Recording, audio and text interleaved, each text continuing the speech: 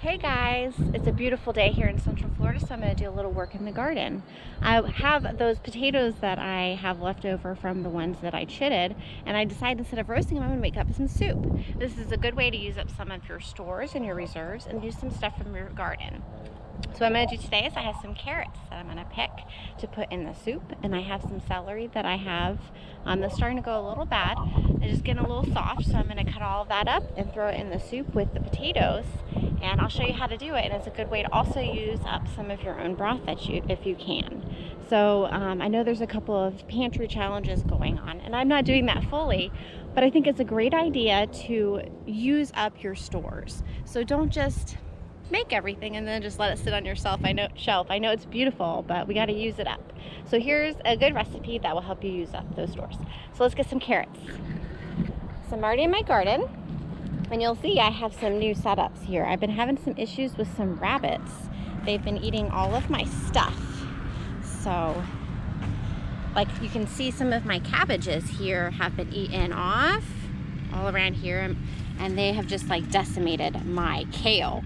So I got the idea to hang up these strings and then put some foil on there, and it's supposed to deter them. Sorry, my neighbor just started up his machinery, so that's what you hear in the background. So I have another one over there. They were eating all of my broccoli. So I was getting really, really sad.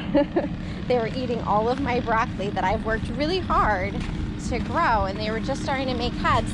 So you can see here, they like decimated this entire broccoli plant, and this one, and this one, and that one, and part of these too. So I did some strings up here with the foil. And this broccoli here, this is my first head that I had, is starting to flower here. So I'm gonna go ahead and cut this and throw it in a stir fry. I have a bunch of radishes and turnips over here that are getting huge. I don't know if you can even see them in there, but trust me, I'll show you that later. I'm gonna stir fry that up tonight. And my mom was requesting some of these bok choys. So this one here is starting to fold. So I'll chop this one up and give it to her. So let's get some carrots. These are a variety of carrots that I got for free with my seed packet, I think from Baker Creek.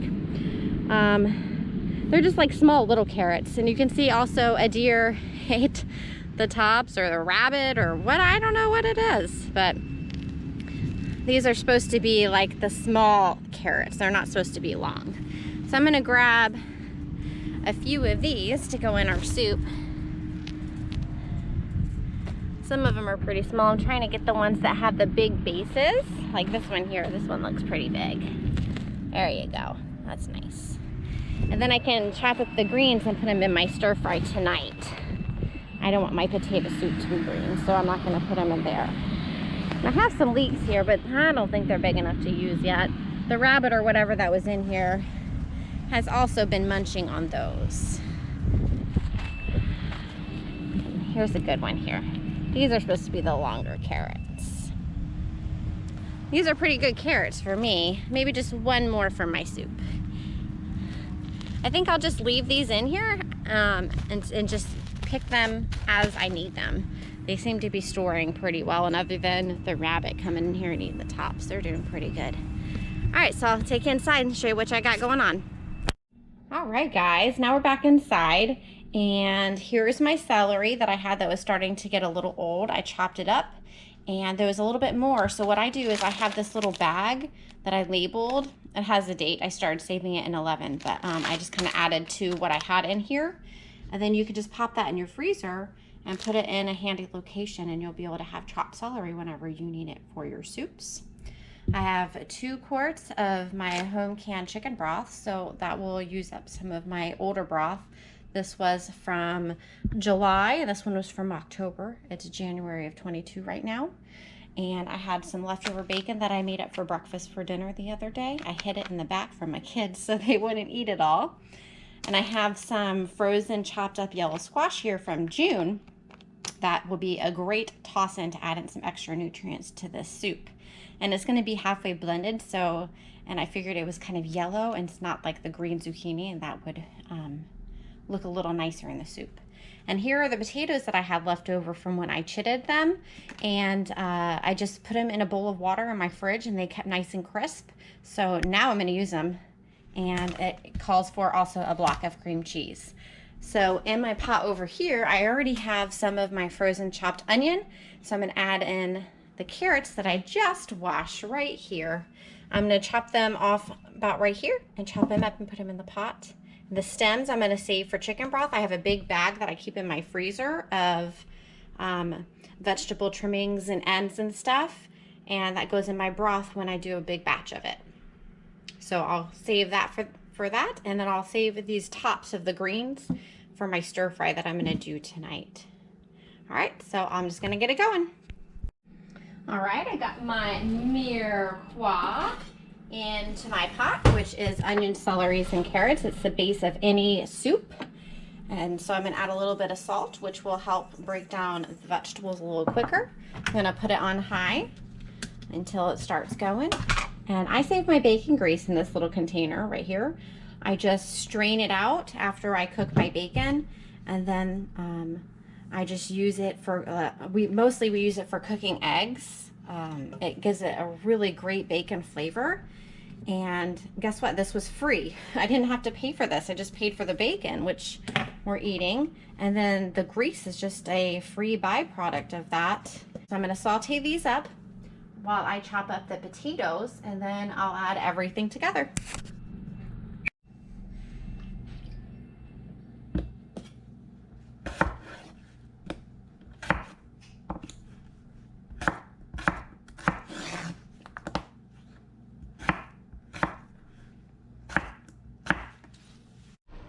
All right, so my 3 vegetables started getting soft, so I went ahead and added in the frozen squash and brought that up to temperature. So now I can add in my broth and potatoes.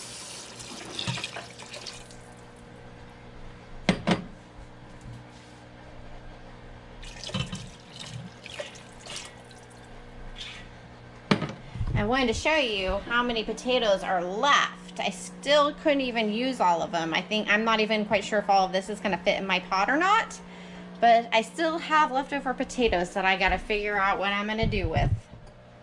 All right, I'll just put as many potatoes in that will fit. And then once I get this all in, I'm just gonna let this simmer and cook until the potatoes and all the vegetables are nice and soft. And then you put in the cream cheese, just cut it into pieces. It's an 8-ounce block. And then I'm gonna use my immersion blender to blend up about half of it, because I still want to have some chunks in there, but I want most of it all blended. So I got in all of those potatoes.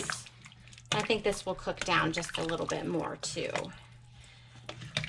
So I'm gonna put my lid on and bring this to a boil, and I'm gonna let it simmer for probably about 20 minutes. That's about how long it takes for the potatoes to get nice and soft. And then I'll bring it back when it's time to add the cream cheese and get it blended. Oh my goodness, I almost forgot garlic. That's probably about 3 teaspoons worth there. So just do that to your taste.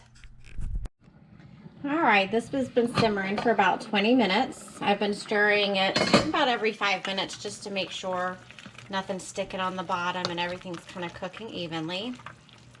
So what I'm gonna do is add in the cream cheese now, and then I'm gonna take it off of the stove while I use the immersion blender, because I've only used it a few times and I'm not quite sure if it's gonna like splatter or whatnot, but I thought maybe it might be safer to do it off of the stove. All right, so I'm gonna turn that off, and I think I'll take it off the stove. I don't think my immersion blender will reach it all the way over there. So I'll move you guys up here. And let's see how it goes. Like I said, I've only used this one time. I got it on Amazon. It's a Mueller. And I did read that you don't want to turn it on until it's like in the soup. Okay. So it looks like it's got like a turbo and just an on.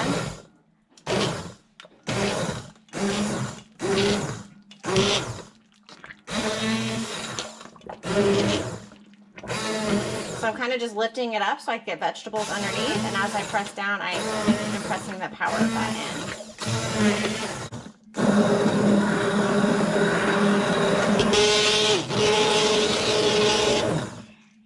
Alright. Like I said, I want to leave some chunks in there, so what I'll do is release this so I can put it in the sink.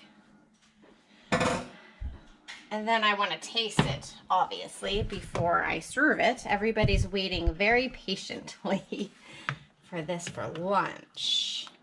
So as you can see, there's some chunks still in there, which I want, because I don't want it totally like, you know, baby food. So there's some nice chunks, and it's nice and creamy. That looks good. All right, I'm going to get a little spoon so I can taste it.